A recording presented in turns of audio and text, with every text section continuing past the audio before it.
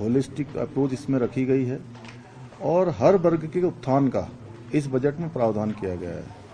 कृषि है, स्वास्थ्य है, चिकित्सा है, उद्यान है, पर्यटन है, ऊर्जा है, शिक्षा है, कोई ऐसा क्षेत्र नहीं है। और विशेषकर से स्वरोजगार को बढ़ाने के लिए जहां एप्पल मिशन में इसमें बजट का कई गुना पहले के मुकाबले प्रावधान किया गया है, वहीं कीवी मिशन में किया गया है, तिमूर में किया गया है, दालचीनी में किया गया है और 50,000 पॉली हाउस बनाने के लिए उद्यान में इसके लिए अलग से धनराशि का प्रावधान इस बजट में किया गया है। ये पूर्ण रूप से सशक्त उत्तराखंड और विकल्प रहित संकल्प उत्तराखंड को आगे बढ़ाने का, उस संकल्प को पूरा करने वाला बजट है। पहली बार इस बजट में हर विभाग का विस्तृत रूप से कहीं न कहीं विस्तृत रूप से सभी विभागों को इसमें समाहित किया गया है और 2025 जो हमारा स्थापना का 25वां वर्ष पूरा होगा, रजत जयंती वर्ष जब हम मना रहे होंगे, उस समय हम देश के अग्रणी राज्यों में शामिल हों, यह भी इस बजट में प्रावधान किया गया है। 5 सालों में जीएसटीपी हमारी दुगनी हो, वह भी इस बजट में प्रावधानित है। साथ ही साथ जो कुल व्यय इस बजट में 77,407 करोड़, जो पिछले वर्ष की तुलना में 18% की इसमें वृद्धि हुई है। इसी प्रकार से राज्य के स्वयं के संसाधनों से जो कुल प्राप्तियां हैं 24,744, गत वर्ष के सापेक्ष 18.44% की इसमें भी वृद्धि हुई है और राजस्व अधिवेश में 4,309 करोड़ का राजस्व अधिवेश इस बजट में प्रावधानित है। पूंजीगत परिव्यय में भी वृद्धि हुई है जो 13,133 करोड़ है, जो गत वर्ष के सापेक्ष 21% की इसमें भी वृद्धि हुई है। कुल मिलाकर इस वित्तीय वर्ष में उद्यान विभाग से लेकर पॉली हाउस में 200 करोड़ रुपए का अलग से जो प्रावधान किया गया, ये अपने आप में आने वाले समय में हमारे राज्य के लिए गेम चेंजर होगा, जिससे कि हम निकट के आसपास के जो हमारे चाहे एनसीआर का रीजन हो या देश के अन्य कोई भी भूभाग हो, वहाँ पर अपने यहाँ से जो ताज़ी सब्जियाँ हैं, ताज़े फल हैं, हम सीधे भेज सकते हैं। अपना मंडियों से सीधे हम संपर्क करेंगे और यहाँ पर पॉली हाउस बनाने के लिए भी लोगों को किसी न किसी रूप में प्रोत्साहित करने का काम करेंगे, जिसमें बजट में हमने 200 करोड़ रुपए की धनराशि का प्रावधान किया गया है। सर, जोशीमठ बड़ी चिंता थी, 1,000 करोड़ का प्रावधान है उसके लिए। देखिए, जोशीमठ को बचाना और जोशीमठ को फिर से एक नए स्वरूप में खड़ा करना, ये हमारा संकल्प है और हमारे देश के यशस्वी प्रधानमंत्री आदरणीय मोदी जी का भी लगातार जोशीमठ को लेकर उनकी चिंता है।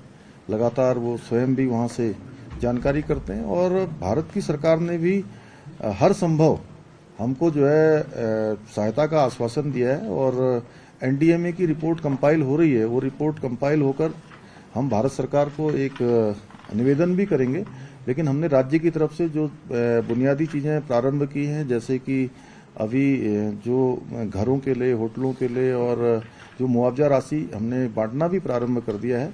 अपनी तरफ से भी, राज्य सरकार की तरफ से भी इसमें 1,000 करोड़ रुपए की धनराशि का प्रावधान किया गया है। मुख्यमंत्री जी, बजट में एजुकेशन के साथ साथ रोबोटिक्स, आईटी और आर्टिफिशियल इंटेलिजेंस यानी जो रिसर्च और इनोवेशन है, युवाओं के स्टार्टअप के साथ साथ उस पर विशेष फोकस किया गया है और ये पहली बार इंट्रोड्यूस हो रहा है।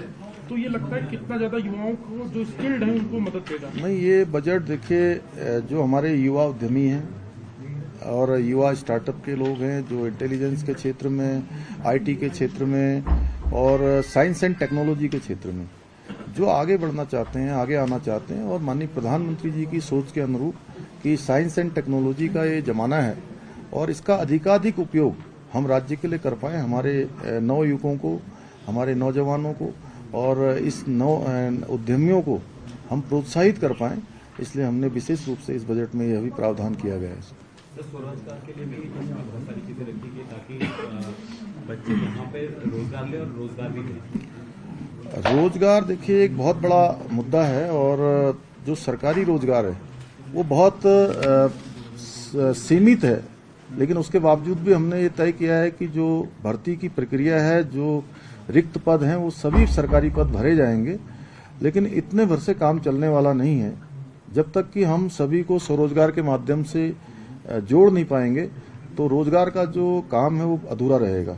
इसलिए स्वरोजगार को, चाहे वो मुख्यमंत्री स्वरोजगार योजना हो, स्वयं सहायता समूह हो और ऐसे उद्यमी हैं, उन सभी को कहीं न कहीं सहायता करने का इस बजट में प्रावधान किया गया है। सर, हेल्थ सेक्टर के लिए भी बहुत कुछ दिया है। अटल आयुष्मान के लिए 400 करोड़, नए मेडिकल कॉलेज के लिए 400 करोड़।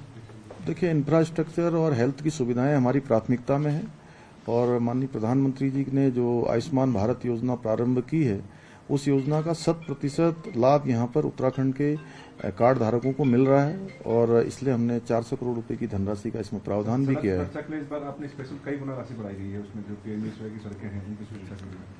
सड़क हमारी प्राथमिकता है और सड़कें हमारी अच्छी होनी चाहिए, इसलिए अधिक धनराशि का प्रावधान किया गया है और 700 करोड़ रुपए की धनराशि तो केवल सड़क सुरक्षा के लिए ही प्रावधानित की गई है। अच्छा, बजट राशि का समय पे खर्च सुनिश्चित हो जाए उसके लिए क्या? ये बहुत अच्छा प्रश्न आपने पूछा चंद्रशेखर जी, कि अभी पिछले दिनों मैंने पूरे वर्ष भर की जो प्राप्तियां हैं, राजस्व की प्राप्ति है और खर्चे, दोनों के संबंध में एक समीक्षा बैठक करी थी। उस समीक्षा बैठक में तय हो गया है कि इस बार अप्रैल माह में सबसे पहले इस साल का बजट पूरा हो जाए।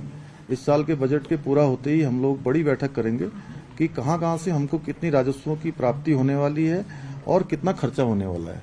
दोनों की एक साथ मॉनिटरिंग करेंगे और हर महीने का हमारा कैलेंडर होगा और उसके सूचकांक पर उसको अंकित किया जाएगा कि कितनी प्राप्तियां हमने कर ली हैं, कितने तक हमें जाना था, कहाँ लक्ष्य था।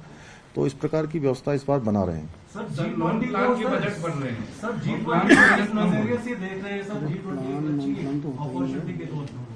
G20 देखिए, ये हमारे लिए बहुत गौरव की बात है कि जो भारत की अनेकों बैठकें जिस होने वाली हैं, बड़े बड़े शहरों में होने वाली हैं, उसमें से पहले तो 3 बैठक हमको मिली है हमारे राज्य में। चूंकि जिस प्रकार से हमारा राज्य देश के एक मतलब मैं कहूँ कि बहुत बड़े राज्यों में हम नहीं हैं, लेकिन उसके बावजूद भी हमको 3 बैठकें मिली हैं।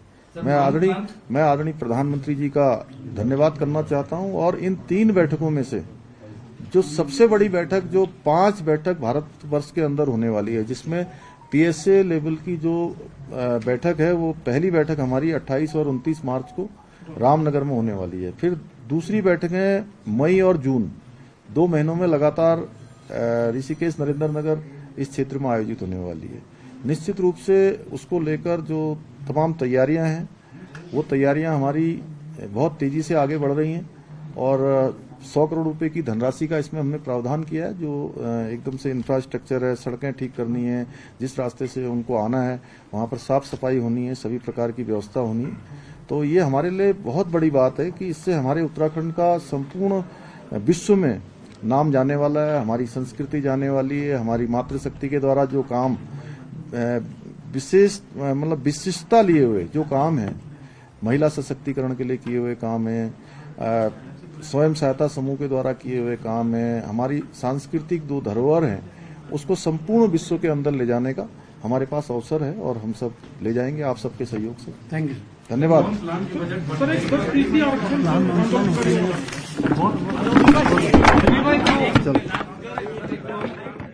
धामी को आप सुन रहे थे। बजट की खास बातें बताते हुए वो नजर आए। साफ तौर पर उन्होंने कहा कि इस बार जोशीमठ पर भी पूरा फोकस रखा गया है, हर क्षेत्र पर जोर दिया गया है और युवाओं पर पूरा फोकस किया गया है ताकि पलायन जो बढ़ रहा है, एक बहुत बड़ा मुद्दा है उत्तराखंड का, उस पर रोक लगाई जा सके।